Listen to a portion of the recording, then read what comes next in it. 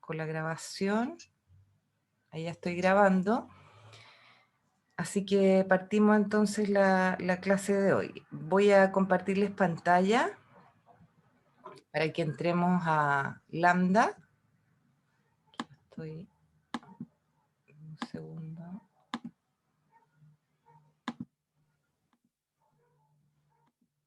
¿Sí? Voy a entrar a Lambda. Y vamos a ver los ejercicios que quedaron pendientes para que los revisemos, veamos la solución, si es que alguno tenía alguna duda.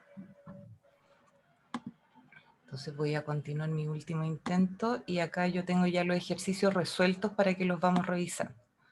Entonces, en este primer ejercicio que ustedes la mayoría, o no sé si la mayoría, pero varios resolvieron, me pedían lo siguiente, me decían, el discriminante es muy importante para las ecuaciones cuadráticas, ya que gracias al discriminante uno puede saber si la ecuación tiene una, 0 o 2 soluciones, en los números reales, ¿no es cierto? Porque también podrían tener soluciones los complejos, pero a nosotros nos interesaban las soluciones los reales.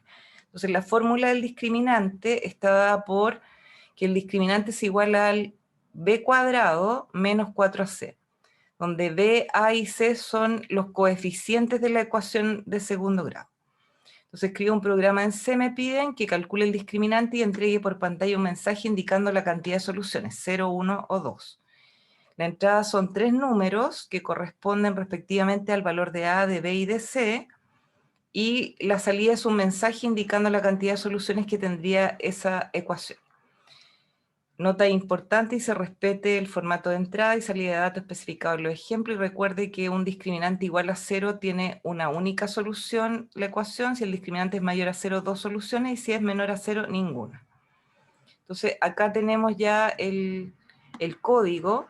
En este ejercicio había que incluir la biblioteca stdio.h y mat.h porque íbamos a usar la función scanFormat y printFormat para leer y escribir, y dentro de las funciones matemáticas íbamos a usar la función pow para elevar, la función power, para elevar una base a un determinado exponente. Luego tenemos nuestra función principal, la main, la primera en ejecutarse, que es obligatoria, y acá tenemos la declaración de variables. Dentro de las variables yo voy a declarar las variables de entrada, las de proceso que aparezcan eventualmente y las de salida. Entonces, en este caso teníamos que leer el valor de A, el valor de B y el valor de C, y yo declaré las variables de tipo float. Cuando uno mira como los ejemplos aparecen valores enteros, pero eventualmente también podrían aparecer valores de tipo float en el contexto de la solución de una ecuación de segundo grado. Si yo miro los casos de prueba, oculto aparecían puros enteros, entonces si ustedes hubieran declarado estos 3 valores como entero, también hubiera funcionado, como int o como long. Luego tenemos el dato de salida, ¿no es cierto?, o de proceso más bien en este caso, que es el discriminante, donde voy a almacenar el resultado de la expresión b cuadrado menos 4ac, y esas serían las variables que son necesarias. Las variables yo las declaré todas al principio, pero también uno las puede ir declarando a medida que las va necesitando, las puede ir intercalando. Dime, Alejandro, ¿cuál es tu pregunta?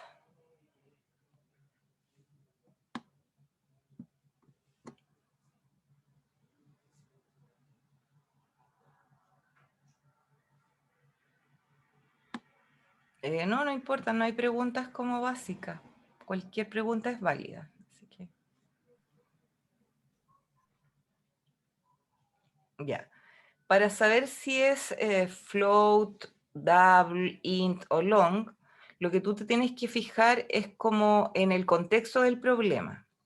Si, por ejemplo, en el problema tú tienes que manejar datos que tú sabes que en la vida real son numéricos enteros, entonces las declaras de tipo numérico entero. Por ejemplo, si tienes que leer la edad de una persona, en general la edad se maneja como un numérico entero. Uno tiene 17, 18, 20, 50, 45, 37, no tiene como 37 y medio, 45 y medio, entonces en ese caso está claro que es entero. En el caso, por ejemplo, del peso de una persona, si es en kilogramos, debería ser real porque uno pesa 50 kilos y medio, 75 kilos 300. Si es la estatura, por ejemplo, también debería ser real porque uno mide 1,65 m, 1,73 m, 1,82 m, 1,91 m, 2 metros, no sé. Entonces, ahí uno distingue si es entero o real, primero. Después, ¿cómo sé yo si dentro de lo entero elijo el int o el long? Depende también del contexto del problema, porque, por ejemplo, si a mí me dicen que tengo que almacenar edades, que son de tipo entero, yo sé que las edades varían entre 1 y, en el peor de los casos, 150 años, entonces puedo elegir un short int. Pero si me dicen que tengo que guardar un entero, que es, por ejemplo, el valor de una propiedad en pesos, el valor de esa propiedad en pesos podría ser 20 millones, 300 millones, 300.000 millones, 3.000 millones. Entonces, ahí uno tiene que elegir un tipo de dato que permita almacenar un rango de valores más amplio. Y en el caso de los reales, también nos tenemos que fijar, porque, por ejemplo, si estoy manejando estaturas, yo sé que la estatura de una persona va a estar entre, no sé, desde las guaguas, no sé, 40 centímetros, 30 centímetros hasta 2 metros, pero si fuera la estatura de un edificio, ahí necesito manejar a lo mejor estaturas mayores, desde, te pongo un ejemplo, de un edificio de 4 pisos, desde 10 metros hasta un edificio de 20 pisos que mida 300 metros. Entonces, o podría ser un dato que almacena, por ejemplo, los costos de un edificio, entonces ahí podrían ir desde, no sé, los 5 millones de pesos, el costo de un departamento, hasta los 5.000 millones de pesos. Entonces, dependiendo del intervalo de valores que podría tomar ese dato, tú defines la variable. En este caso, cuando yo resuelvo ecuaciones cuadráticas en particular, los coeficientes pueden ser valores enteros, pero también pueden ser valores reales. Si tú has resuelto ecuaciones cuadráticas, podría ser cualquier valor, depende de para qué tú estás usando esa ecuación cuadrática, qué quieres calcular con esa ecuación cuadrática, cuáles son las variables en juego. Entonces podrían ser valores muy grandes o valores no tan grandes. En este caso, para asegurarnos, decidimos usar el tipo float para los coeficientes, pero podría ser que un coeficiente que me dieran fuera muy grande y con el float quedó corta, entonces debería en el fondo haber seleccionado en ese caso double. Por eso siempre fíjate como en los casos de prueba. Estos casos de prueba no son para hacer pruebas exhaustivas, porque si yo quisiera hacer pruebas exhaustivas tendría que probar con todos los valores numéricos reales posibles, y eso no se puede, ¿no es cierto? Estaríamos años a años haciendo pruebas, entonces escogemos algunos tipos de datos. Entonces, esto te puede indicar un poco cuál es el tipo de dato que quieres seleccionar. Aquí podría haber seleccionado int, porque lo que tú estabas viendo eran puros enteros.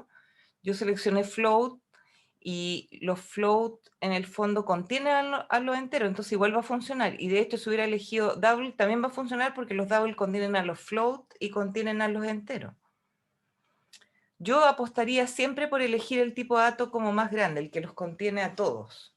Así no me equivoco y en el fondo puedo pasar casos de prueba oculto y casos de prueba visible.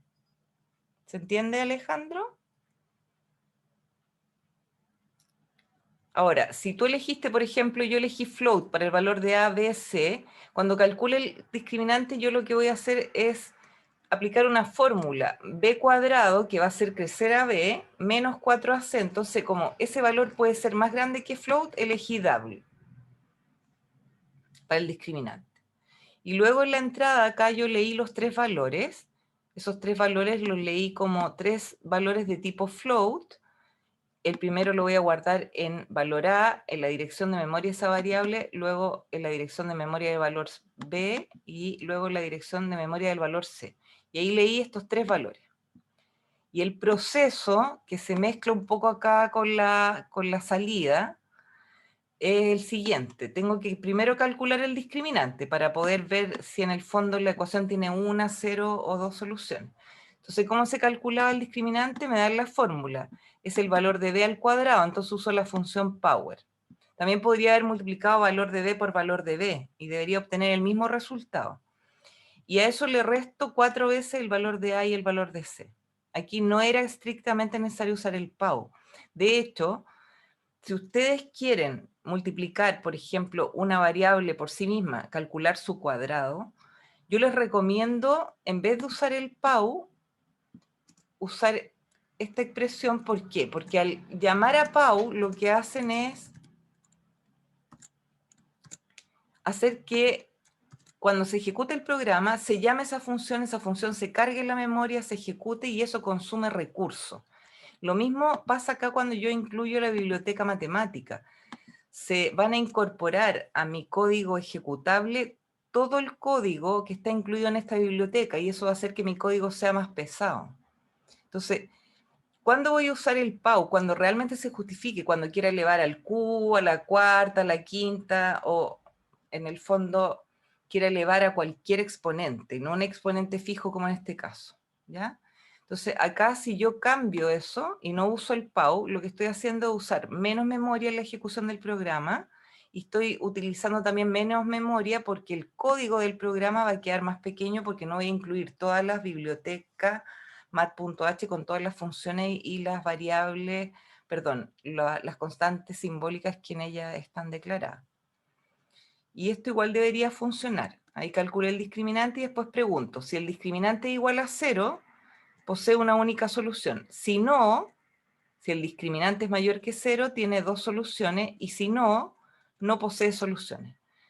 El discriminante puede ser igual a 0, mayor a 0 y por defecto menor a 0. Entonces aquí dentro de este else no tengo que preguntar si el discriminante es menor a 0 porque sería una pregunta innecesaria.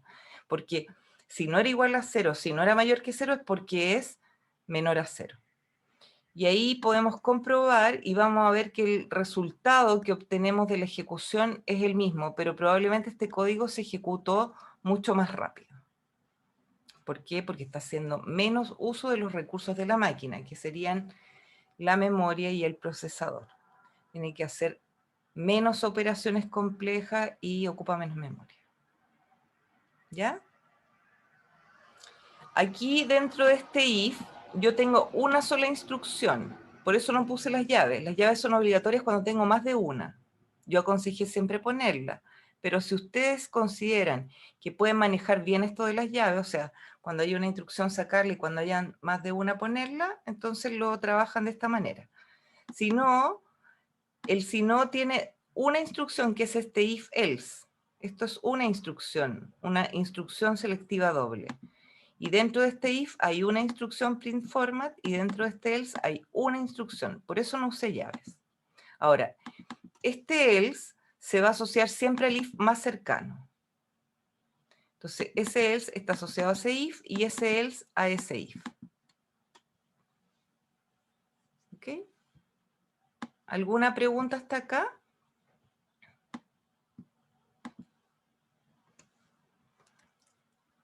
¿Se entiende el ejercicio? ¿Todos lo pudieron resolver? ¿Alguien no lo había hecho? O sea, como les decía, pueden usar Power o pueden usar la multiplicación, pero yo prefiero la multiplicación en estos casos que no es necesario llamar a la función Power, traspasarle argumentos para que haga el cálculo y retorne un valor, porque eso consume tiempo en el procesador.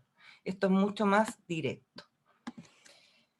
En el segundo ejercicio que habíamos dejado como tarea, decía nota final de programación el título, y acá era un poco largo el enunciado. Dice: Fernanda es una alumna solidaria, y ella ha notado que muchos de sus compañeros del curso Fundamentos de Programación están preocupados por el cálculo de su nota final, por lo cual ha decidido escribir un programa que sea capaz de calcular la nota por ellos. Desafortunadamente, Fernanda no ha sido capaz de escribir el programa, por lo que ha decidido que usted lo haga por ella. Considere que el curso se divide en 4 módulos independientes, módulo 1, 2, 3 y 4, cuyos promedios se utilizan para efectuar el cálculo de la nota de presentación según la siguiente fórmula. El módulo 1 vale 15%, el módulo 2 20%, el módulo 3 30% y el módulo 4 35%. Entonces, una vez que se ponderan esas notas, se obtiene la nota de presentación. Así es, Andrés. Entonces, los criterios de exhibición se describen a continuación. Si la nota de presentación es mayor o igual que 5.5 y además el módulo 1 es mayor o igual a 4 y el módulo 2 es mayor o igual a 4 y el módulo 3 es mayor o igual a 4 y el módulo 4 es mayor o igual a 4, entonces el alumno se exime y su nota final es equivalente a la nota de presentación. Si el alumno no cumple con la condición 1 y su nota de presentación es menor a 3, la nota de presentación, entonces, en ese caso hace que repruebe la asignatura con nota final igual a la nota de presentación. Y en cualquier otro caso, si no cumple el punto 1 ni el punto 2, el alumno debe rendir un examen y su nota final se calcula de la siguiente forma. Nota final, 60% de la nota presentación más 40% de la nota examen, y hay que aprobar la asignatura con un 4. Entonces, el input son 4 notas que corresponden a cada uno de los módulos y eventualmente 5 si el alumno tuviese que dar examen. Y acá para ese grupo de notas había que decir si el alumno estaba eximido, aprobado o reprobado. Entonces vamos a ir viendo el código. En este caso el código incluye la biblioteca estándar input-output.h porque vamos a usar print format y scan format y la función main. Entonces aquí declaramos las variables. Las variables que ustedes declararon pueden ser menos que las que yo declaré. Acá yo declaré varias variables para guardar resultados parciales. Entonces tengo la nota del módulo 1, la nota del módulo 2, la nota del módulo 3 y la nota del módulo 4, que si yo miro son valores reales entre 1 y 7. Luego tengo la nota de presentación, que la puse como un double, aunque en realidad podría haber sido también un float porque debería estar entre 1 y 7. Así que yo acá le puse un double solamente para mostrarles que si seleccioné un double como el double incluye los float, igual va a funcionar.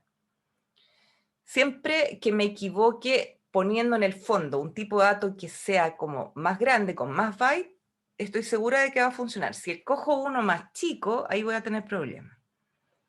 Entonces, la nota del examen también va a ser un float y la nota final también va a ser un float.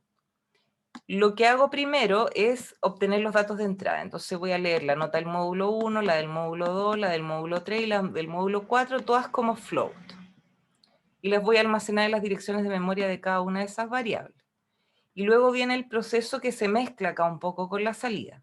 Entonces primero calculo la nota de presentación, ponderando la nota del módulo 1 en 15%, sumándole el ponderado de la nota del módulo 2 20%, luego la nota del módulo 3 30% y luego le sumo el ponderado de la nota módulo 4 35%.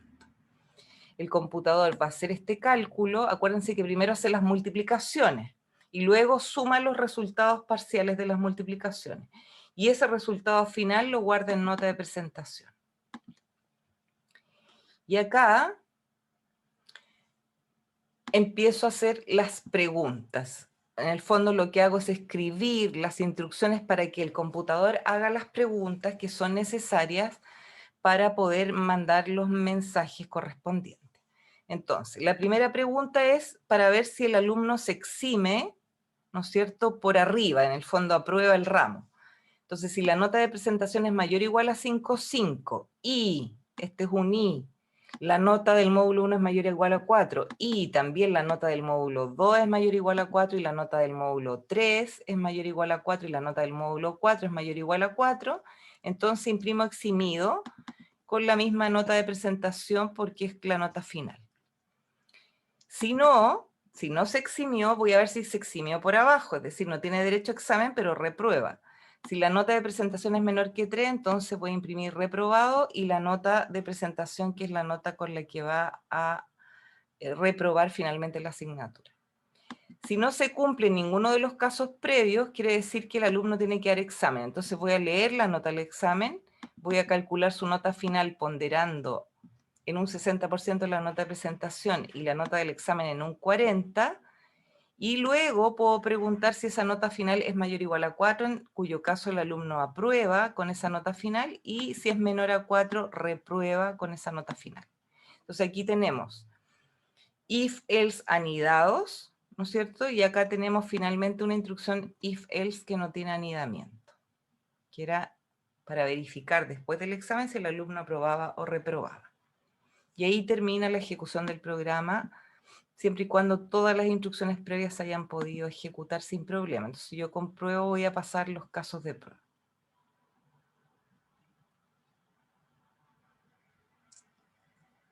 Claro, lo que pasa es que en la entrada aparecían 4 datos, 5 datos, porque aquí te dicen 4 números reales, ¿no es cierto?, que son las notas obtenidas en el módulo 1, 2, 3 y 4. Además, en caso de ser necesario dar examen, se debe leer otro número real de 4 bytes, que corresponde a la nota del examen. Por eso en algunos casos era 4 y en otros era 5. Entonces, hay que leer bien, aunque sea un poco largo, los enunciados, porque en el enunciado me dan todos los antecedentes necesarios para resolver el problema, de tal forma que yo no tenga que estar adivinando qué es lo que debo hacer. Porque... no, claro, ahí lo que pasa es que tenías que leer las notas, primero calcular la nota de presentación y ahí analizar recién si tenía que dar examen. Y en caso de que tuviera que dar examen, leías la nota del examen. Porque las instrucciones tienen que ser ejecutadas en secuencia, en la misma secuencia que en la vida real tú harías esta actividad. Por ejemplo, ustedes tienen que dar 4 pruebas, ¿no es cierto? Entonces, yo voy a tener al final del semestre las notas de sus 4 pruebas y tareas. Y voy a obtener una nota de presentación. Y una vez que calcule su nota de presentación, yo voy a poder eximir o reprobar y al resto les voy a tener que tomar un examen. Entonces, cuando yo tenga la nota del examen va a ser después de que yo haya calculado la nota de presentación. Entonces, por eso la lectura de ese dato también tiene que ser posterior. ¿Ya?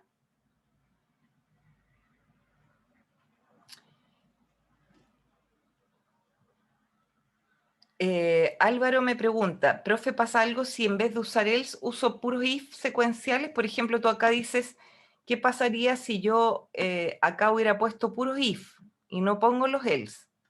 Mira, la verdad es que igual podría funcionar, igual funciona de hecho, pero lo que haces es hacer preguntas de más. Porque, por ejemplo, si esto se cumple en primera instancia, voy a imprimir eximido y va a terminar el programa. No va a entrar al else. Y al no entrar al else, ninguna de estas condiciones se va a evaluar. En cambio, si yo pongo if secuenciales, por ejemplo, yo voy a cambiar este programa. Voy a poner if secuenciales.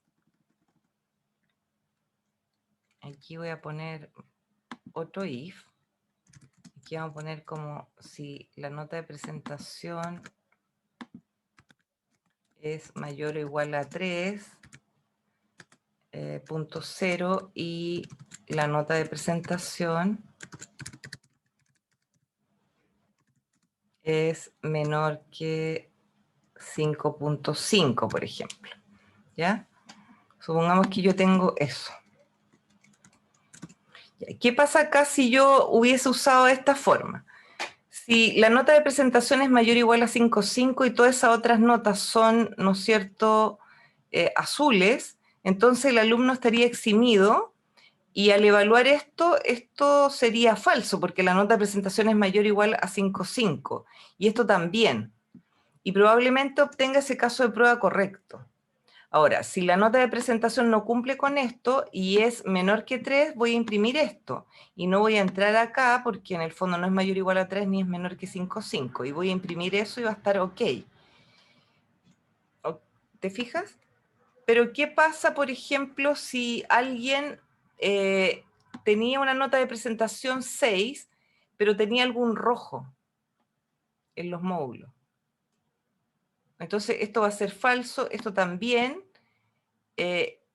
Esto va a ser falso porque va a tener un 5.6 y no va a mostrar ningún resultado para ese caso. Entonces hay que tener cuidado con los secuenciales. Ahora fíjate que aquí pasó todos los casos de prueba porque no hay un caso de prueba donde se dé esa condición, pero si yo voy y cambio los casos de prueba, supongamos que yo aquí agrego un nuevo caso de prueba. Por eso yo le decía aquí los casos de prueba no necesariamente están súper completos. Son algunos casos de prueba, lo que no significa que al pasarlos mi programa esté correcto. Significa que pasé esos casos de prueba nomás. Entonces, por ejemplo, acá, yo podría tener, no sé, en el módulo 1 podría tener un 7, en el módulo 2 un 7, en el módulo 3 un 7 y en el módulo 4 podría sacarme un 2. Entonces ahí la salida esperada sería, aquí el alumno tendría que dar un examen. Y supongamos que en el examen se sacó un 4.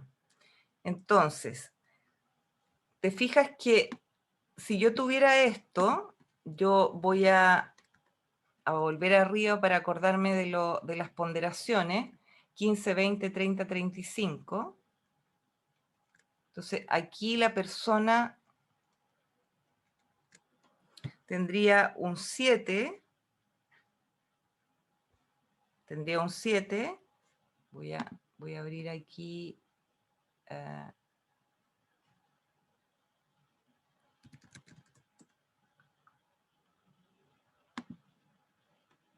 voy a abrir el drive, lo vamos a hacer en una hoja de cálculo para que lo veas. Vamos a hacer una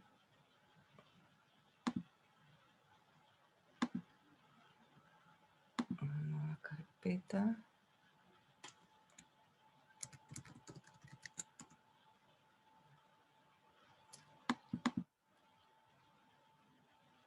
Y aquí voy a poner una nueva hoja de cálculo. Entonces vamos a poner aquí los casos de prueba. Entonces tenemos la nota del módulo 1, del módulo 2, del módulo 3, del módulo 4 y el examen. Entonces nosotros dijimos que esto valía 7.0, esto valía 7.0, esto valía 7.0 y esto valía un 2.0 y la nota del examen es un 4. Entonces esto si yo lo multiplico por los valores que me dan, que eran 15, 20, 30 y 35, esto sería por 0.15, aquí voy a poner 70 mejor para que después lo pasamos a decimal. Entonces aquí B1 por 0.15, ahí, y este sería esto por 0.2 creo que era, esto era esto por 0.3 y el último creo que era esto por 0.35. Creo que era así, ¿no es cierto? 15, 20, 30 y 35. Aquí por 15, por 20, por 30 y 35. Entonces yo al sumar estas notas, voy a insertar una encima, al sumar esto, sumar esos valores me va a dar la nota de presentación. Aquí me da un 5.25, entonces no tendría derecho porque no es mayor o igual a 5.5, pero supongamos que esto hubiese sido un 3, ahí me da un 5.6, pero no tiene los módulos en azul. Entonces tiene que dar examen esta persona. Y en el examen, aquí ponderamos esto por 0.6 más esto por 0.4. Y la nota sería un 4.96. Ese sería como el resultado para ese alumno. Entonces, alumno, yo debería decir que aprobado.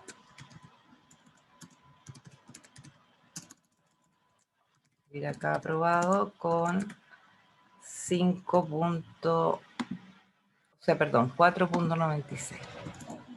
4.96. Lo vamos a poner ahí. Agregué este caso de prueba. Y al agregar este caso de prueba, qué raro que no me tomó el... Bueno, si se corta tienen que... yo voy a volver a iniciar la reunión para que sigamos. Porque debería tener minutos ilimitados, pero no sé qué pasó. Entonces aquí yo voy a comprobar. Y en este caso, por ejemplo, no sé si quedó grabado, parece que no quedó grabado el... Me quedó grabado la actualización.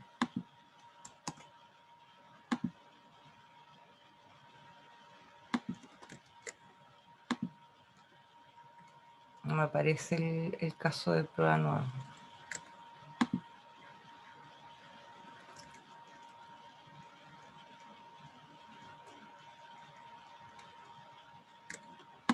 Me quedó grabado, lo voy a...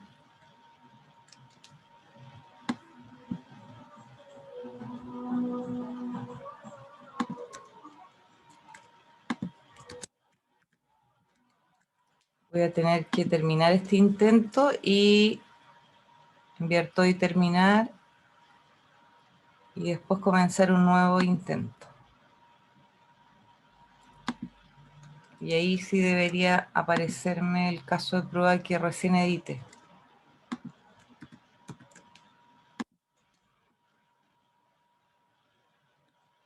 Y ahí se fijan que al agregar este caso de prueba falla. ¿Por qué? Porque si yo pongo estos if anidados, no son suficientes. Porque aquí, claro, la nota era mayor o igual a 5 o 6, pero no cumplía las otras condiciones. No era menor que 3 y tampoco estaba en este intervalo. No estaba en ese intervalo tampoco. Entonces, para ese caso de prueba, me arroja cualquier cosa como el valor obtenido. O sea, por eso son importantes los else en algunos casos. Y también son importantes los else porque si yo pongo if secuenciales, voy a evaluar esta condición. Si es verdadera, voy a evaluar esta también y voy a evaluar esta también. Y eso hace que el procesador trabaje más. ¿Se entiende?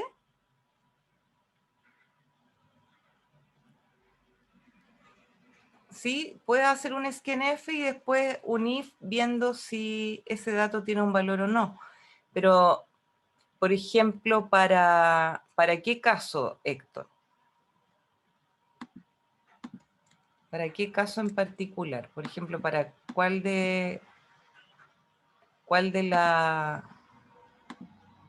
las preguntas que...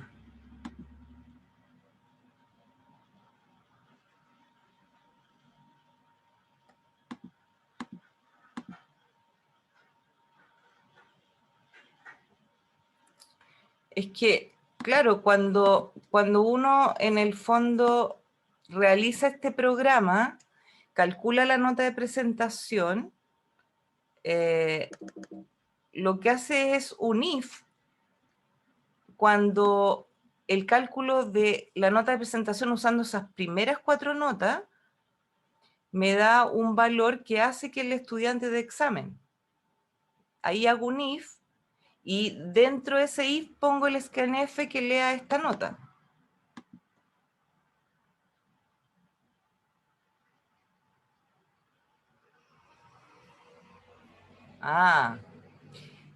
No, acá no existe eso de, como en otros lenguajes, por ejemplo, que existe el dato known, que en el fondo yo leo un siguiente dato y si ese dato está vacío, puedo compararlo con el valor known para saber que no lo ingresaron.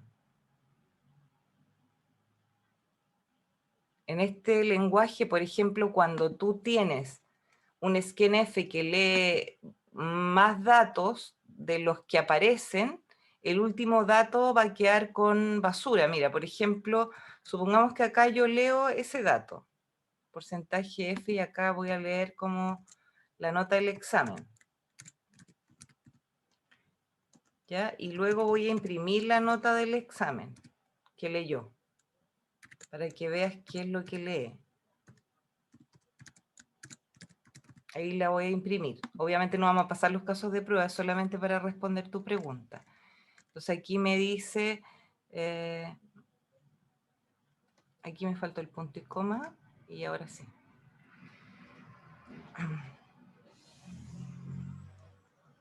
Ya, si te fijas aquí, aparece ese valor que leyó. Leyó ese valor, después lee este valor que está ok, después lee ese valor que está ok, pero aquí lee ese valor que es basura, en el fondo lee basura, no te queda como en null. Mira, voy a ponerlo como con un salto de línea para que quede más claro. Valor leído en la nota del examen. Cuando haya nota de examen va a leer un valor correcto, pero cuando no va a leer cualquier cosa. Por ejemplo, aquí mira, lee eso, que no es null. Aquí lee 7 porque había una nota de examen. Aquí lee 2.7. Aquí lee menos 0.0 porque no había. Aquí lee 7, aquí lee 1. En todas las que había lee correctamente, pero en las que no había lee basura, cualquier cosa. Entonces, no es que eso sea igual a null, y no podemos hacer una pregunta si el dato es basura, porque tendríamos que compararlo con todos los valores posibles de basura que podría entregarnos.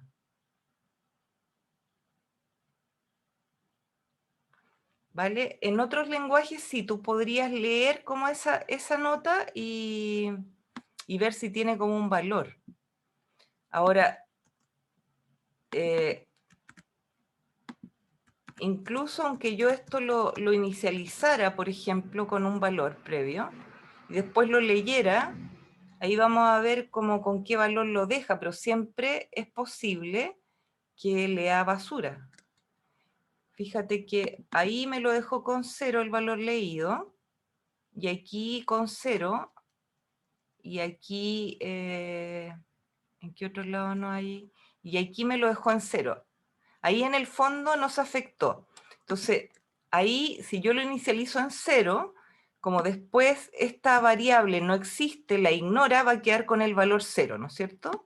Y ahí tú podrías como preguntar, no necesitarías como leer, en este caso, yo voy a volver a mi programa original, aquí tenía un else, se me va a cortar la reunión, esto es un problema de la de SIC, porque se supone que estas reuniones son sin límite, pero han habido algunos inconvenientes la semana pasada que se supone que lo habían resuelto y ahora vuelven a aparecer. Si se fijan, yo podría acá descartar eso y ahí, si se fijan, estamos como leyendo la nota del examen. Y en este caso tendría que agregar una condición, si es mayor o igual a 3 y la nota de presentación es menor que 5,5 y la nota del examen es mayor que 0.0, que me ingresaron una nota de examen, entonces yo podría hacer el cálculo de la nota final.